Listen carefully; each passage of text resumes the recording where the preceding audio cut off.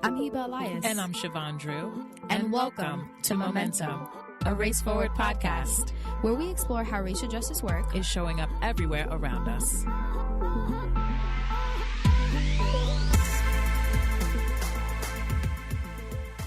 Dennis, do you believe that Race Forward is celebrating 40 years?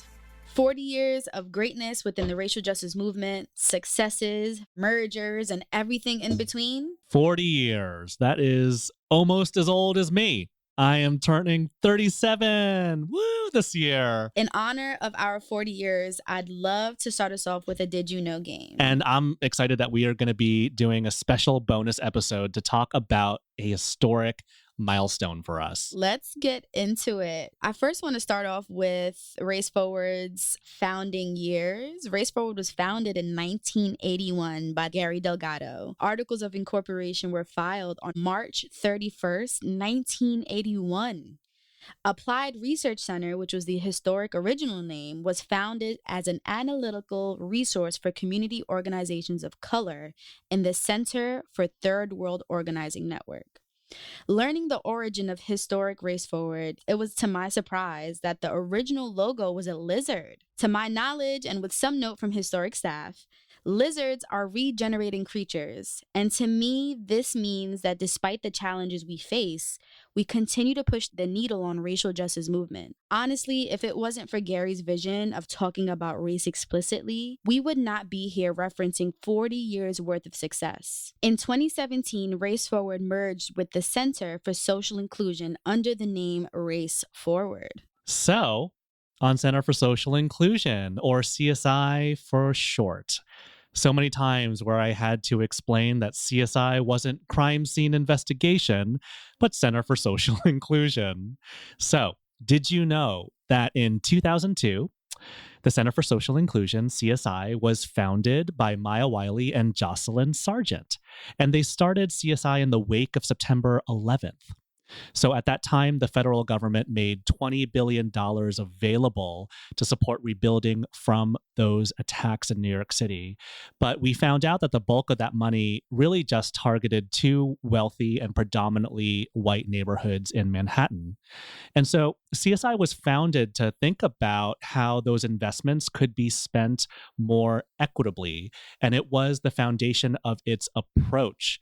How can investments spurred by policy center communities of color who, because of history and the reality of structural racism, were denied those investments? We didn't have a logo that was a lizard, Hiba, but from what I remember, we had a logo with the letters C, S, and I, and the S and the I were kind of nested in the C. And, for me, it was just like, oh, it looked like, really serious. And I remember at the time of the founding, there were a lot of policy organizations that weren't taking race seriously. They wouldn't even include it in the conversation at that time. So that was our way of getting into those circles to insert race, to put race right in the center of any of those policy conversations.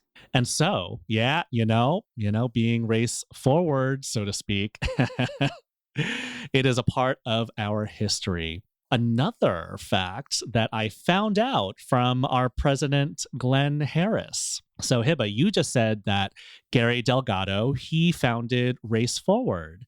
And did you know that he mentored both Glenn Harris, who is the president of Race Forward, and Rinku Sen, who was the previous president of Race Forward? And Gary Delgado was mentored by George Wiley, who is the father of Maya Wiley, who was one of the co-founders of CSI. And, that fact, that did you know, it just showed how the movement baton gets passed from generation to generation. It was really inspirational for me. With all the conversation that I had with Eric on that first episode, it just makes me think about all of the intergenerational organizing that makes our ability to meet this moment possible. So a big shout out to all of the movement elders who have stewarded the leaders we see today, taking our racial justice movement to the next level. You mentioned organizing, and I couldn't help but to mention a fun fact about Applied Research Center's first conference. As many of you know, or you might know. I am a part of the great department of conferences and convenings at Race Forward, and our team is proud to present the Facing Race Conference on a biannual scale. But what you didn't know is that the first conference ever produced by Applied Research Center, which is now Race Forward, was the National Conference on Race and Public Policy held in 2004. The conference was renamed Facing Race in 2007. With a new name, Applied Research Center's National Conference Facing Race took place in March 2007 at the CUNY Graduate Center in New York City. It had more than 50 workshops and panels on the racial wealth divide, transforming public schools and creating state policy that addresses racial disparities. This just makes me come full circle with the work that we're currently doing with the Facing Race Conference, and it really makes me proud to see how far we've come since 2007, even 2004. And I am proud to continuously produce this phenomenal conference. You know, back in 2007, we had an attendance rate of close to probably 100 people. Facing Race is now welcoming and opening its doors to up to 4,000 people, upward of that, right? So to be here, to be continuing this work in 2021, it's such a full circle moment. And I'm so proud to be a part of this organization. I got another one for you. Did you know that CSI, Center for Social Inclusion, back in the day, we had a website called Stop Dog Whistle Racism. And so this was around 2008, around the presidential election at that time. And we launched that to track all the ways in which race was used as a dog whistle during that presidential election. You know, all the ways in which then candidate Barack Obama's race was raised up, both explicitly and implicitly, to influence the election. That website was helmed by a person named Ludovic Blaine, and this undergirded our work in the future as the new Race Forward and how to effectively communicate about race. How do we counter those dog whistles so that we can get to a progressive agenda that gets us our freedom and our liberation? Stop Dog Whistle Racism. Speaking of websites, Dennis, Color Lines, which is one of the many popular daily news sites, is published by Race Forward. And it was originally a magazine. The first issue was completed in May of 1998. Color Lines magazine emerged from the merging of Race File and Third Force. Color Lines worked to bring attention to race, especially stories from the perspective of communities of color.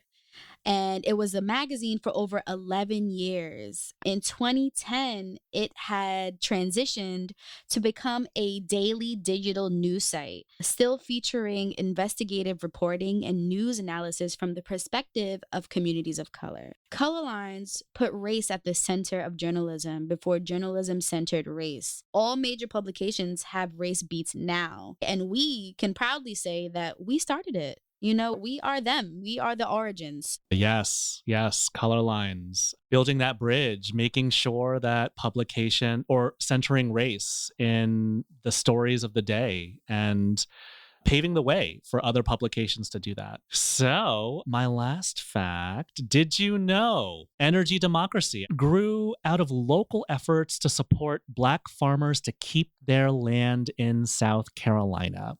So, we were in partnership with Black farmers. We knew that Black farmers continue actually to lose farmland at a rate that's a lot higher than other farm owners. And so since the seeds of this program, the Energy Democracy Program has just continued to explore with local leaders and other stakeholders on how to center communities of color in the renewable energy economy. It's coming, y'all. And we center it in a way where communities of color are not just the beneficiaries of a policy that's created elsewhere, but they are actually co-owners, planners, and decision makers in that renewable energy economy. One of my favorite programs at Race Forward. Wow. Centering Blackness and Black farmers, like, What other organization can you think of that actually has done this work, right? We've had many successful projects. You've named a few, Dennis, within the last 40 years, but the most significant to me was the campaign to drop the usage of the word illegal in reference to human beings. On November 15th, 2011, dropped the I word called on Associated Press to remove illegal immigrant from style book. The reason being was and still is because it's dehumanizing, racially charged, and it's legally inaccurate. As we know, immigrant and refugee rights are increasingly under attack, while racially derogatory and dehumanizing language used in the media and political discourse has paved the way for a rise in hate crimes against immigrants. Race Forward's goal with this campaign was to strongly reject efforts to criminalize immigrants and hold our media accountable. As a result of this, major news outlets like Associated Press, USA Today, and the Los Angeles Times pledged to drop the word from their reporting. After the word was removed from the Associated Press style guide in 2013, there was a drastic decrease in the word's use. There is power in numbers, and I think Race Forward's collaboration with many other partner organizations was the reason to this success. But the thinking of the campaign itself, to me, was brilliant, thoughtful, and exactly what racial justice stands for. A few events that are part of our history at Race Forward, 40 years. If you enjoyed this episode and the overview of Race Forward's rich history, join us for Race Forward's 40th anniversary virtual gala, hosted live on November 18th from 5 to 6:30 p.m. Eastern Time on Race Forward's YouTube and Facebook. We'll have special guests, we'll have special performances, and everything in between. You don't want to miss this. Also, if you'd like to donate to the 40th anniversary gala and all of Race Forward's current and future work, please pick up your cell phones and text RF40 to the number 44321. And I'm going to repeat that one more time. You want to text RF40 to the number 44321. And I hope that you will join us on November 18th.